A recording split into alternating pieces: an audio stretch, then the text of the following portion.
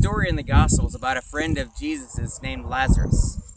One day Jesus finds out that Lazarus isn't doing well and needs Jesus to come see him pretty quick. So Jesus, being Jesus, stays and finishes what he's doing for a couple more days before going to see his friend Lazarus and Mary and Martha.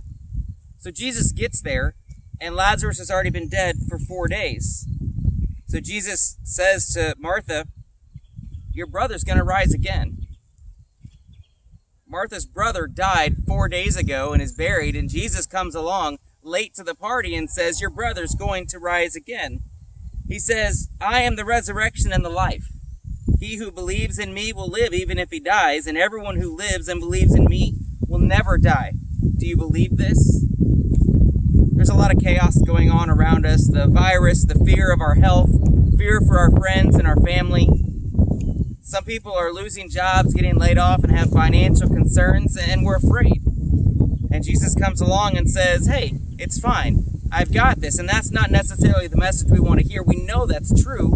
We believe it. Martha responds, "Yes, Lord, I believe that you are the Christ, the Son of God, even he who comes into the world." Martha acknowledges that Jesus is the Messiah, that Jesus is the Savior they've been waiting for, but when she faces the fact that Lazarus is dead, that's a hard truth to speak out.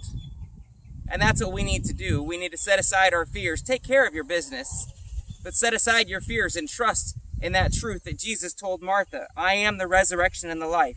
He who believes in me will live even if he dies." Later in this chapter, in this story, Jesus says to Martha, "Did I not say to you that if you believe, you'll see the glory of God?"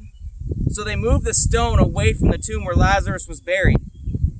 Jesus raised his eyes and prayed, "Father, I thank you that you have heard me.